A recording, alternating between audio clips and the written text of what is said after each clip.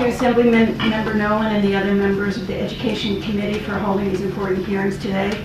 Last winter, Class Size Matters released the results of an independent parent-driven survey. Can you just state your name, please? Yeah, my name is Leonie Haimson. I'm Executive Director of Class Size Matters. This survey, This survey polled a representative cross-section of over 600 New York City parents by telephone, and over 1,000 parents responded online. A substantial majority of both groups believe that mayoral control should be ended or amended by the state legislature. Those who were parent leaders, that is CEC members or SLT or PTA members, felt even more strongly that the current system needs significant changing. Nearly 800 parents provided detailed comments online on this issue, which clustered around several main themes. In the current system of governance, there was a lack of checks and balances leading to dictatorial powers being exercised by the mayor. The views of important stakeholders like parents had been routinely ignored, and the school system had been run more like a business than an educational enterprise. Other criticisms revolved around the results of this unchecked, unaccountable power, including the wrong educational policies, an overemphasis on standardized testing, and a lack of attention to the need to reduce class size. The DOA mismanaged finances, spent too much money on consultants and contractors, had embarked on too many confusing reorganizations, and finally parents felt that our schools needed some insulation from the political sphere that mayoral control could provide. And rather than becoming less political, all of a sudden our schools were intensely political. I urge you to read this report, especially some of the comments from parents, which were passionate, articulate, and penetrating. More recently, together with other parent leaders from throughout the city, we formed a parent commission on school governance. We will be releasing recommendations soon, which we hope will create a partnership between the mayor and parents rather than a system of mayoral dictatorship, which is what we have now.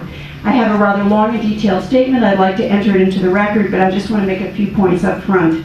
A Daily News reporter this fall wrote an article about the personal wealth of many of the top officials at Tweed, which was bumped by the paper, actually censored and did not appear in the paper, but we retrieved it off the cache version on the web. And the most revealing thing about this article is not this story about the personal wealth, but what the DOE spokesperson said in defense, and I quote him.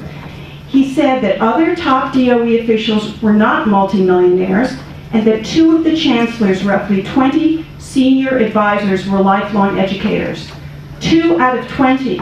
And this is what he was bragging about in defense.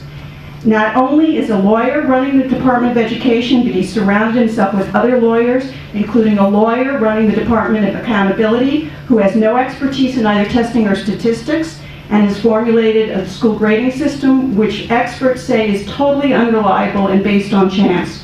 We have another lawyer in charge of deciding which schools are being closed, based upon finding in space for the increasing number of small schools and charter schools, which he himself has been given to create.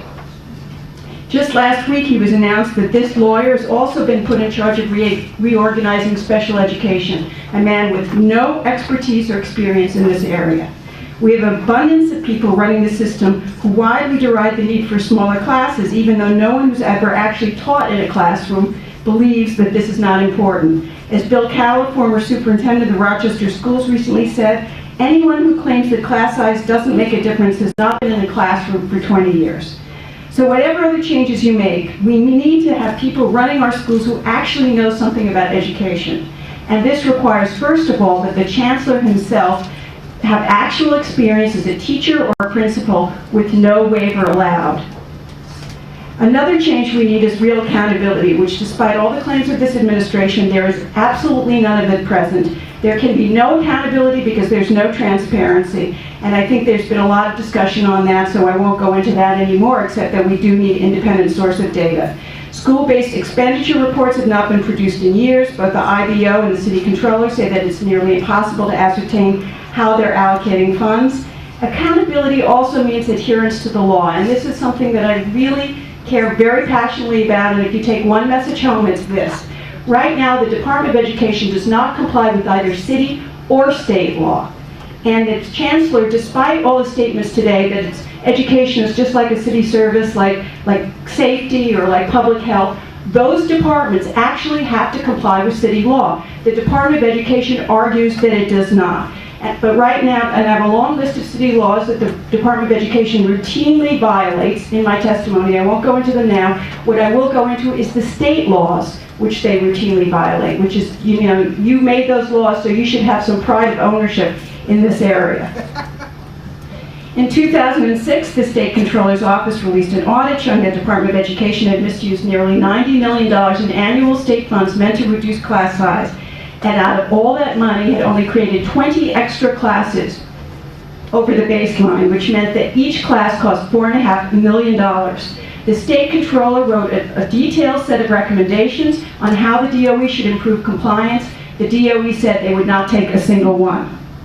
More recently, you passed a law in 2007 saying that along with the Contract for Excellence funding, the city should submit a class size plan for smaller classes in all grades. Last year, the first year of the program, the city didn't make any of their targets, as the State Education Department reported. This year, average class sizes went up in all grades, but fourth grade, for the first time in 10 years, and despite declining enrollment. So you can see what kind of effect your laws had on this department's behavior. This is despite the fact that our classes remain the largest in the state by far, and class size reduction remains the top priority of parents, even in the DOE's own surveys. And 86% of New York City principals in a recent survey said they are unable to provide a quality education to our children because of excessive class sizes. They've also ignored the requirement in the law that the city align its capital plan to its class size plan. And the proposed new plan contains only 25,000 new seats, which is only less than 1/3 the number needed to actually implement their own class size reduction plan. You've heard about how they've ignored the requirement that district superintendents continue as their role as before, but instead are spending 90% of their time outside their district, coaching schools on test scores. They've ignored the requirement in the law that city education councils be consulted before schools are opened or closed in their districts. I have the language in the law, that's what it says. Yet DOE alerts CECs and other community members only after these decisions have been made. They ignored the fact that school leadership teams have the authority to develop comprehensive education plans as clearly established in state law. Some of us filed a complaint about this, and luckily the commissioner backed us up, but the chancellor still has not revised those regulations, and we were intent that he recognize that the school leadership should have not only the power to develop CEPs, but also school-based budgets based on those comprehensive education plans, because without that, those plans have no meaning. All these violations of state law reveal how the administration has essentially thumbed its nose in the legislature's face and done everything possible to disempower parents. So what are our recommendations? Well, I'm not going to make all of them now, but a couple things. Whatever you do, do not require more hearings. There is nothing that has killed parent involvement in this city than the number of public hearings we have on a regular basis where nobody has listened to a word we say. So do not, and do not let these guys from New York or whoever they're from say that parent involvement equals more public hearings. There's absolutely no result from them, and they're tremendously an exercise in frustration. What should be done? Among the things that should be done, the district superintendent should be reinstated. The community education council should be given the clear authority not just to be consulted, but to have to approve or disapprove the opening or closing of new schools in their districts. School leadership teams should be reinvigorated, as I said, with a clear mandate not only to create comprehensive education plans, but also to develop school-based budgets based on those plans, as was their right during previous administrations.